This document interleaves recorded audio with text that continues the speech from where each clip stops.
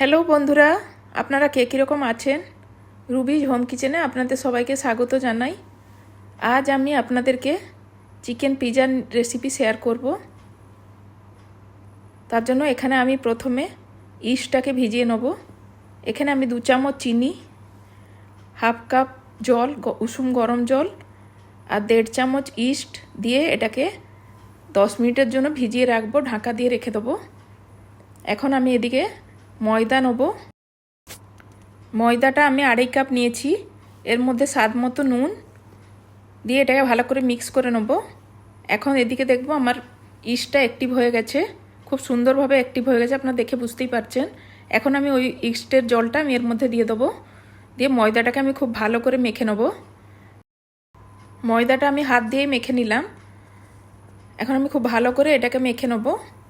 এখন এটা মাখা হয়ে গেছে। এখন আমি ওর মধ্যে সামান্য একটু তেল দিয়ে এটাকে 1-1.5 ঘন্টার জন্য রেখে দেবো। এপাশে আমি চিকেনটা নিয়ে নিয়েছি। চিকেনটাকে আমি ছোট ছোট করে কেটে নিয়েছি। ওর মধ্যে সামান্য একটু লেবুর রস, স্বাদ মতো নুন, লঙ্কার গুঁড়ো, আদা রসুনের পেস্ট দিয়ে এটাকে মেখে নেব। এখন এদিকে আমি একটা প্যানের মধ্যে সাদা তেল গরম করে ওর মধ্যে চিকেনটাকে দিয়ে দিয়েছি। চিকেনটাকে এখন ভাজা ভাজা করে নামিয়ে নেব। এপাশে আমার ময়দাটা প্রায় হয়ে গেছে 1-1.5 ঘন্টা। এখন আমি ময়দার হাওয়াটা বের করে দিলাম। এখন ময়দাটাকে আবারও আমি একটুখানি মেখে নেব হালকা করে। এপাশে আমি একটা প্লেটের মধ্যে তেল ব্রাশ করে নেব, যেটার মধ্যে আমি পিৎজাটা বসাবো। তেল ব্রাশ করে নিয়েছি।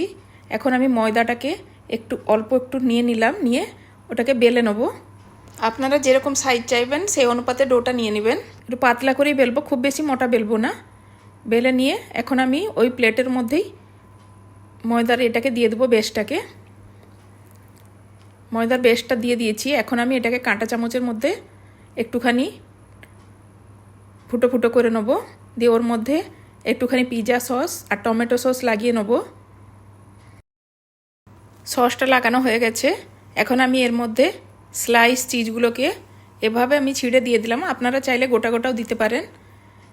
চিজটা দেওয়া হয়ে গেছে। এখন আমি এর মধ্যে ক্যাপসিকাম, টমেটো, পেঁয়াজ সব রকম দিয়ে এগুলোকে সাজিয়ে নেব। চিজটা যত বেশি দিবেন খেতে খুব ভালো লাগবে। আর একটুখানি কর্ন ছড়িয়ে দিয়েছি এর মধ্যে। চিকেনগুলোকেও দিয়ে দিলাম এর মধ্যে ওপরে ওপরে। তার উপরে আমি আবার মোজারেলা চিজ ছড়িয়ে দিয়েছি। চিজটা আপনারা আপনাদের স্বাদ মতো দিয়ে দেবেন, বেশি করে দিতে পারেন, কোনো অসুবিধা নেই। এর মধ্যে আমি সামান্য একটু অরেগানো আর চিলি ফ্লেক্স দিয়ে সাইডে একটুখানি বাটার ব্রাশ করে আমি মাইক্রোওয়েভে বসিয়ে দিলাম। মাইক্রোওয়েভে পিৎজাটা বানাতে আমাকে 25 থেকে 30 মিনিট সময় লেগেছে।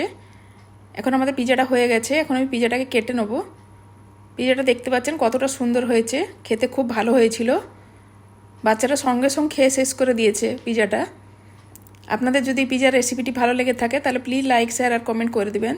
চ্যানেলে যদি প্রথমবার হয়ে থাকেন তাহলে প্লিজ সাবস্ক্রাইব করে দিবেন। আপনারা কে কোথা থেকে দেখছেন প্লিজ আমাকে কমেন্ট দিয়ে জানাবেন। সম্পূর্ণ ভিডিওটি দেখার জন্য আপনাদের সবাইকে ধন্যবাদ।